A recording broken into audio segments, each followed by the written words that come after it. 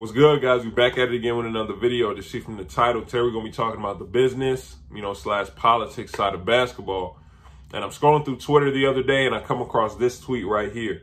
And, pretty much what it's saying is after 8th grade, basketball isn't something that's simply fun. It's going to be hard work. Like it says, try telling the college coach that practice isn't fun, right? So I was like, okay, I wanted to come with a video talking about, why basketball is kind of like that once you get past 8th grade. But, for me with this video specifically, I was trying to be a little hesitant at first when I wanted to, make it, because I was like, okay, when I posted it, I got to make it a certain way because I don't want to ruffle, the wrong feathers, talking too much. But like I say, I like to keep it real on the channel. So let's just jump into what's actually going on out here with these politics that goes on in basketball, because it goes all the way up to the highest level, right? So like the tweet says, after 8th grade, high school is where it starts to be a business. There's politics, right? And when we're talking about high school, public school basketball, when I was coming out of high school, I would have said, public high school, like just public school basketball, not the Montverts, the Oak Hills, IMGs, but just regular public school like Cal. I would have told you yeah, the politics and business part isn't even it isn't in high school, public school. There isn't much politics. The high school politics come in AAU and when you're at these Montverts, Oak Hills, right? But nowadays that's changed with NIL, because now you have high schoolers who can make money now, and not just a little bit of money. No, they can make taxable income while still in high school. So now literally past 8th grade, and for some 7th, 8th graders, the top ones, the highly touted ones, it's a business from that point. So let's just give you an example, right? So let's just say this is really what happens too. These examples that I'm going to be giving in this video actually happen. And I go to a public school, right? And I put up really good numbers. Let's just say I'm averaging 30. I'm averaging 30, but I'm not on a lot of radars. And I really like my school. I like my friends. I like my community. And like I said, I've been putting up these numbers, but I'm under the radar. And let's just say a big name prep school comes into the picture, right? Big name prep school comes into the picture. And what they'll tell you is, oh yeah, we have this amenity. We have this, and that, this, and that. You need to come here, right? And one of the aspects that people don't really know is a lot of these bigger programs, right? The bigger programs, the bigger name high school programs, we'll get into AAU in a second, but the bigger name high school programs, a lot of them are hand in hand with brands, shoe brands. So let's talk about it. So a lot of these high schoolers are hand in hand with shoe brands, and people don't realize, that brands have their hand in how these rankings come out. People don't really talk about it, but brands like Nike, Adidas, Under Armour, they have their hands in, how some of these rankings where certain players end up, right? So let's just say, like I said, I'm averaging 30 out of high school that no one knows about. They want me at this certain prep school, whatever. I say, nah, I'm good, right? I say, nah, I'm good, but I'm under the radar. There will be situations where, it'll be, if you come to our prep school, we will rank you. You will be a top 100, top 25, top 60 player.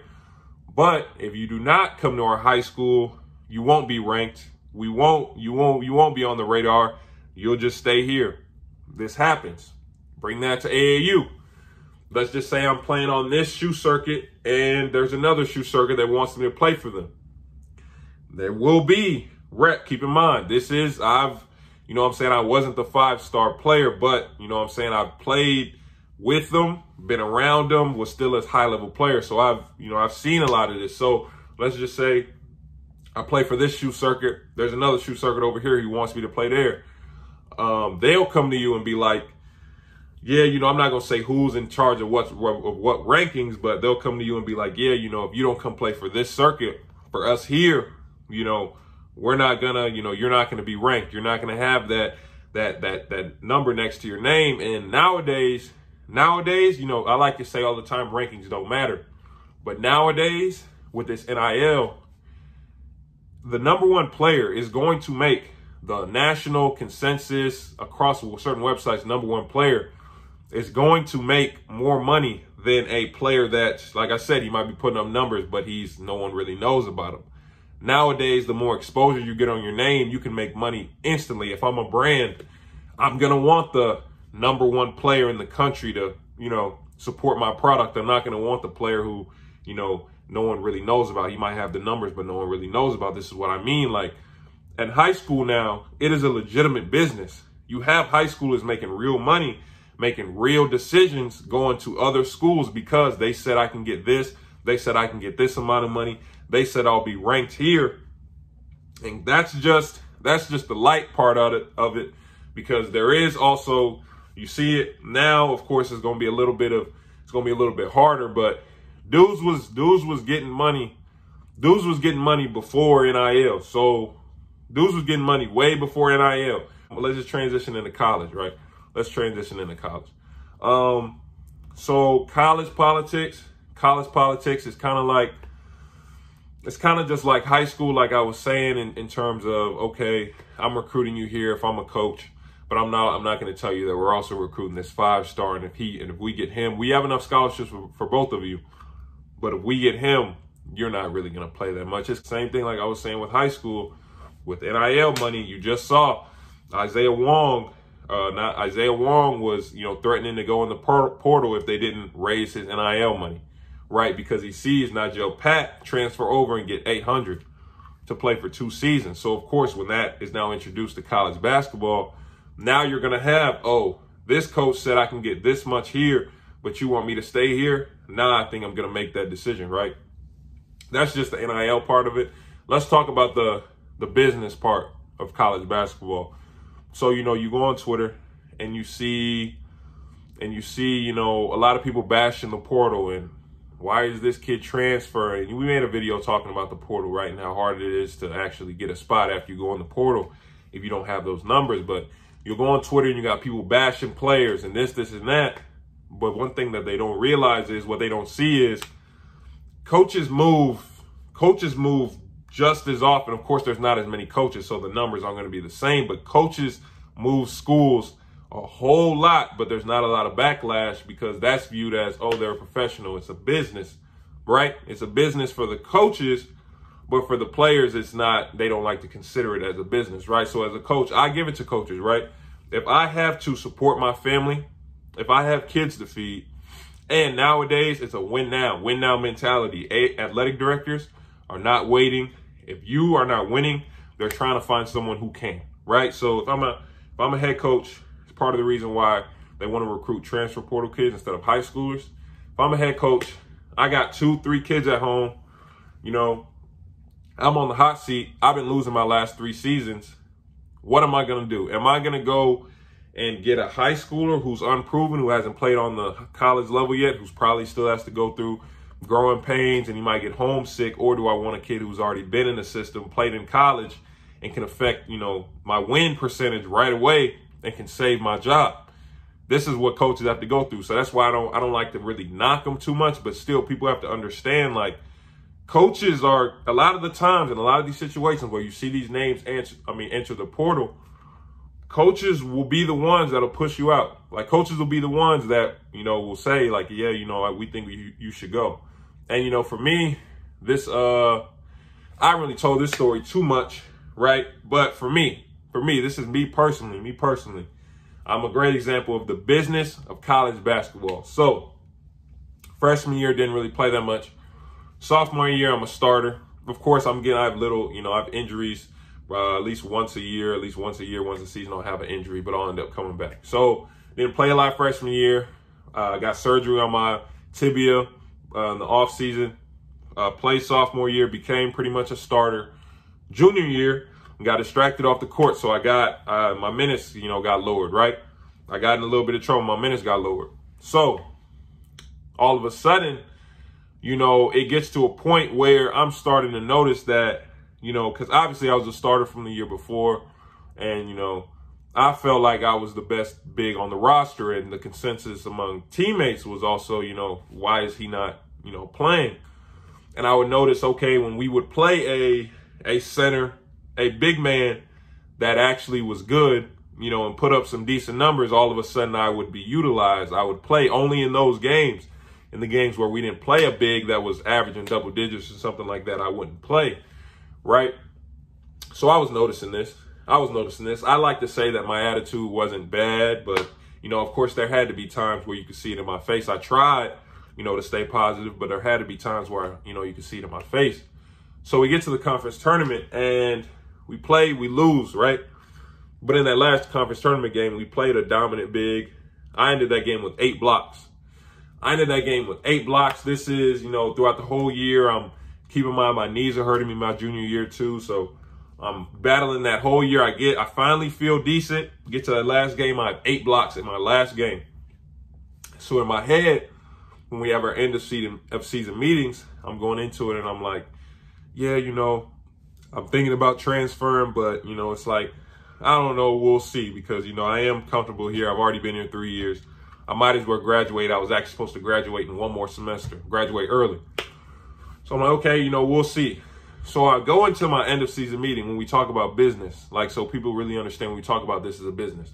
Keep in mind, like I said, I've had injuries. So I go into my end of season meeting and I go in there and I'm expecting like, oh, you know, how'd you think the season go? You know, run of the mill end of season meeting. But all of a sudden I walk into the meeting, right?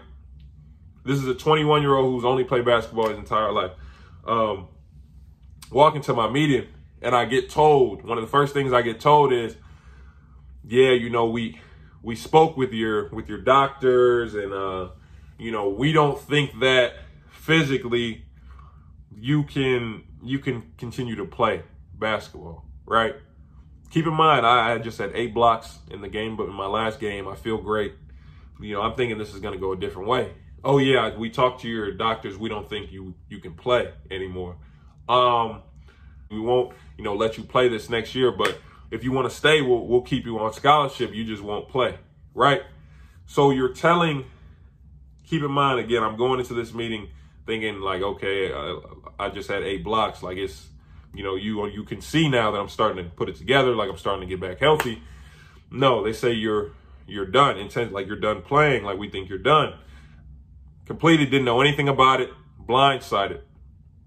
And, you know, this is why I say for a lot of players in the portal, they won't say, yeah, like you need to go, you need to leave. Here's what they'll come to you and be like, yeah, you know, you can stay, but you know, we got this player and that player coming in. And I'll be honest with you, we don't think your minutes are going to be the same. You'll probably play, heard this verbatim to myself, and I've heard it to my teammates as well. Like, yeah, you might get like 5 to 10 minutes. And you're talking to a starter, a recent starter. Yeah, you know, you might get 5 to 10 minutes next year if you stay. So they won't tell you to leave, but they'll tell you to leave. People don't really think about, or they don't know, like that really goes on behind the scenes in college. Like it really is a business. Like coaches are like, they're worried about taking care of their families. So, you know, like I said, that's why I don't like to knock them, but it is like that. It is cutthroat sometimes where they will be like, yeah, you need to get out of here. I need to bring in somebody who can, you know, win right away. And this politics business goes up to the highest levels. You've heard about it in the league, right? So I'm up for a contract extension. I'm about to be a free agent. And let's just say, you know, my numbers are up. And if I hit this certain threshold, I can command this much money on the open market. So what am I going to do what am I going to do if I'm an organization, if I don't want to pay him? I don't want him to go. I'm going to lower his minutes. So all of a sudden he can't get those numbers to command the money that he wants on the open market, right? Or let's just say there's an incentive in a player's contract. If he hits 200 threes, he gets the extra $500,000. Guess what? I see he's at 195 and we have 2-3 games left.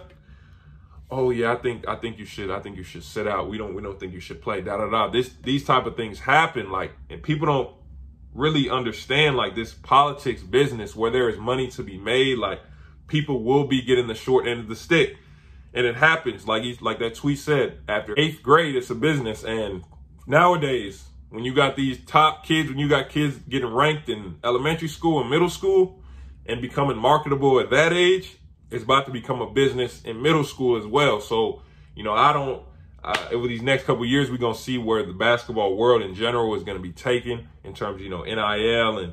But the business aspect is something, and the politics aspect is something that people really need to understand, especially when you want to bash certain players for these decisions that they make.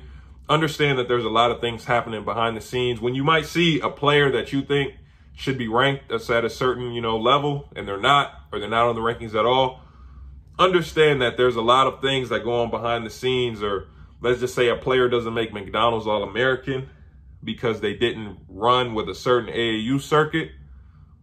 These are real occurrences. Just understand that this happens behind the scenes. Like, share, subscribe, turn on post notifications. Appreciate you guys watching. Remember, if you want the one-on-one evaluations, subscriber breakdowns, go on the channel like these. Hit my website in the description. Like I always say, appreciate you guys watching. I'll see you guys next time with the next video.